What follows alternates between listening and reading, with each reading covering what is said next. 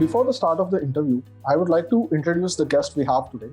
Dr. Kirti Udayai is currently the Dean Academics at IIHMR-Bangalore. Thanks a lot, ma'am, for agreeing to share your thoughts and coming for this interview. Ma'am, I would like to start the interview. So you've held key positions at educational institutes throughout your professional career. So what are the key factors that keep you connected with the education sector? Okay, thank you, Mr. Anil, for giving this opportunity. And definitely, I would like to address this question. One personal reason which actually keeps me connected with the healthcare and the education industry, that is my passion for learning, continuous learning, and also my passion for teaching. So that is like one personal reason which keep me engaged with this industry. In addition to that, if I talk professionally, then in that case, there is a lot of need of producing the outcome-based education, especially in the higher segment of the education. So in that regard, again, there's miles to go, and definitely I would like to contribute in this sector in terms of producing the outcome-based education and play an instrumental role. So that is another reason which engaged me with education as well as with the healthcare industry. Understood, ma'am.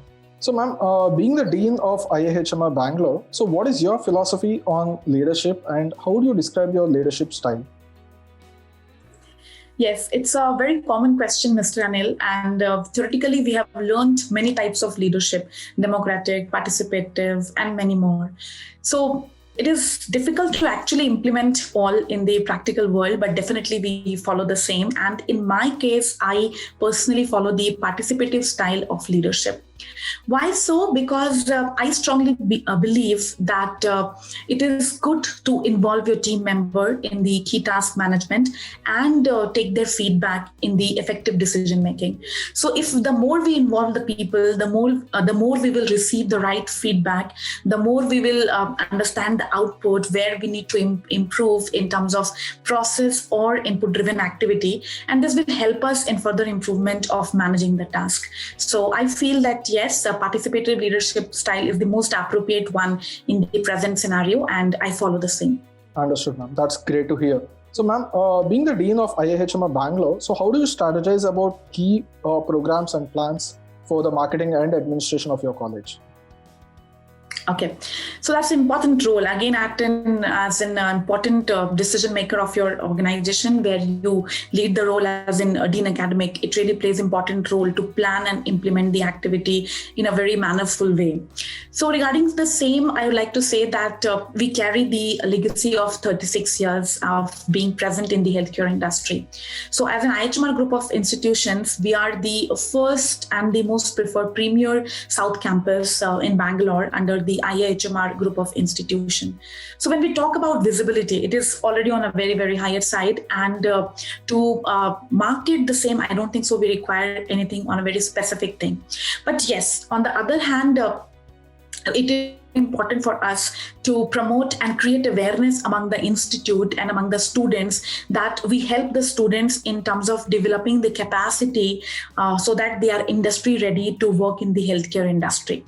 Regarding this, we take the support of the organizations like Collegedunia, and they help us in terms of communicating this message among the students group, and we get the right candidates accordingly. So this is like one action in context of managing the marketing task as per your question.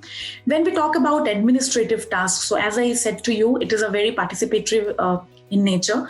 We monthly, quarterly, and annually plan our activities based on the various tasks and the domains we handle under the academic departments. And then based on that, we plan our executive plan as well. And on the other hand, we also create the evaluation parameter as well, so that we monitor the performance. So these are the ways through which we monitor the marketing and the administrative task at the institute. Understood, ma'am. So, ma'am, how does the curriculum of IIHMR-Bangalore ensure the best practices of industry? That's a very good question. And I think it is a very common question as well when we talk about the curriculum development, and which plays very instrumental role in shaping the career of the postgraduate. So I would like to answer this question with 3 key points. The first key point is that we follow the NBA accreditations guidelines. National Board of Accreditations, they have laid out the various quality education guidelines, which is mandatory for the institutions to follow when the program is NBA accredited. So with this, we actually match the industry standard as well as the quality benchmark standard of offering the postgraduate program. The second point, the course revision is very important, because what we teach, that is something very much industry specific, and we have to driven the course in such a way so that at the end of the day, our postgraduate students are going to use that in the industry. So in that case, we take the 360-degree feedback from all the industry stakeholders, right from the industry executives, the CEO, the middle-level management, and also from the recruiters, from alumni, from student, and from the faculty members.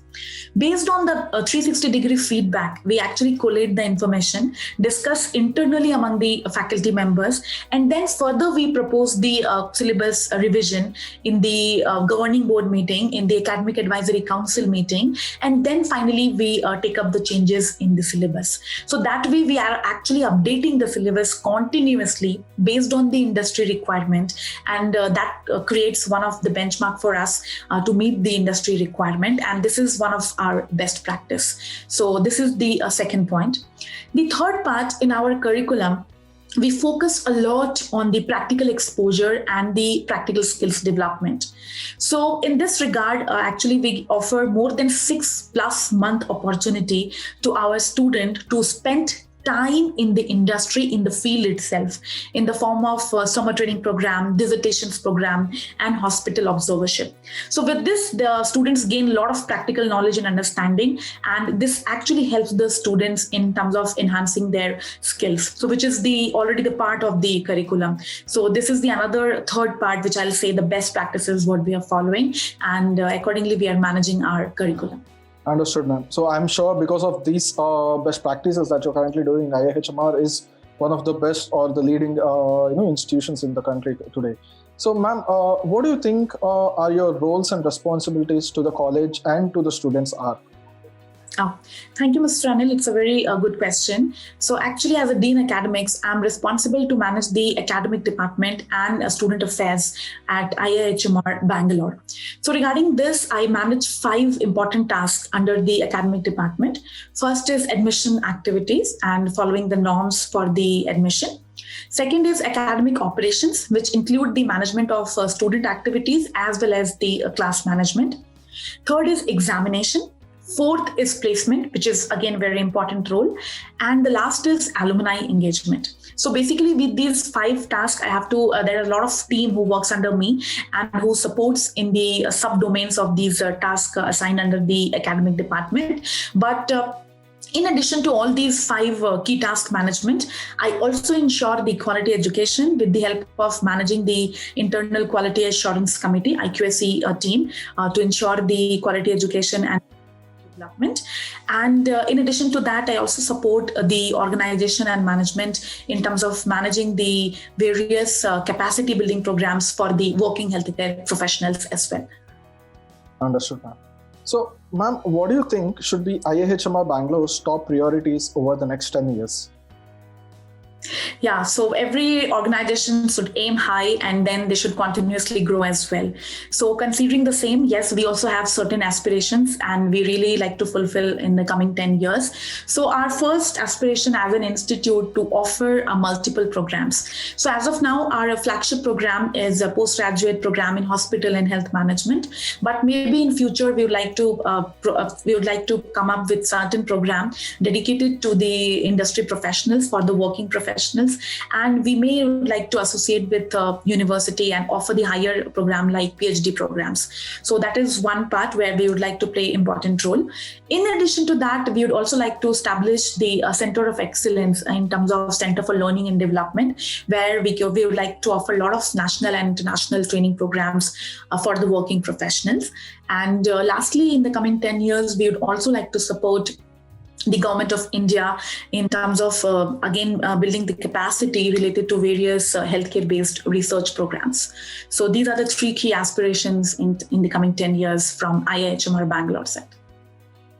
Understood, ma'am. So, ma'am, what would you like people to know about your institute that they may not already know? Yeah, as I said to you, Mr. Anil, like our visibility is already on higher side, and people know about us, like what institute we are in terms of offering and developing the capacity of the student to make them industry ready. And there is a need for industry ready people in the healthcare industry, and we are helping them out in terms of managing this requirement. So this information is there, but definitely we would like to further reach and increase the visibility of this message, so that one side we can able to give the right candidate in the healthcare industry, and we can meet the requirements of the healthcare demand. And second side, we can also help the students in terms of meeting their objectives and goals of life, in terms of serving in the right industry in the right way. That's very well said, ma'am. And I'm sure through this interview, most of the potential students would be able to understand as to what IIHMR stands for. Ma'am, what do you see IIHMR Bangalore's greatest strengths? Yeah, there are a lot of strength. As I said once earlier also, that we carry the legacy of more than 36 years of being present in the industry. But specifically, if I talk about IIHMR Bangalore, then the first strength is faculty pool. So we have a lot of faculty from the industry and academia background who plays very instrumental role in term right from developing the course to supporting the students as well. So that is the first strength. The second strength is of alumni base. So we have more than 3,000 plus alumni who are associated with IIHMR Bangalore only. And if I talk about IIHMR group of institutions, then more than 30,000 alumni on board with us. So that way I will say, you go to any healthcare organization in India, you will find one IIHMRian over there. So that is the second strength what I can talk about in terms of the alumni presence. In addition to that, recently we have worked in terms of digitizing the courses. And as of now, we are totally capable in terms of offering the online and offline classes, that is in a hybrid mode. So digitization of courses and the course delivery part is the another strength in context of IIHMR Bangalore. And in addition to that, I would also like to say that with the presence of the core team member in terms of governing board, academic advisory council, and the work speak itself. So we have received lots of recognition and awards. For example, recently we have received the best business school in the healthcare domain in the current year only from one of the renowned magazine. So that way work speak with for itself, and we have with this awards and recognition, I can say that that counts to our another strength part. So these are the few strengths which I can recall as of now, talking about IIHMR Bangalore. Ma'am, what are some of the biggest challenges you see both for higher education in general and for IIHMR Bangalore in particular? Yeah. Every strength comes up with certain constraint as well. So one of the major challenge what we face is the type of the applicants who apply for the postgraduate program. This is not only associated with our institute, but it is also highly associated with the higher education in our country. Why I'm saying so? Because when we meet the applicant, they really lack the communication skills, the presentational skills, decision-making skills, and so on. Okay. So this is not only the responsibility of the higher education institution, it is also the responsibility of the degree colleges and schools to groom these students in such a way so that they are ready to join the good B schools, good postgraduate schools.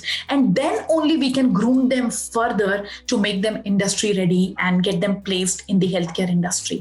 So that point, I really feel it's somewhere lacking from right from schooling education to degree college education and finally coming to the postgraduate colleges. So those things needs to be worked on at each and every level of education so that we can actually improve the quality of students overall. Understood, ma'am. Ma'am, any suggestions you would like to give to the current youth and to the aspiring students? Yes, this is the most important thing. With my experience of more than 15 years in the education industry, I met almost more than 10,000 to 15,000 students.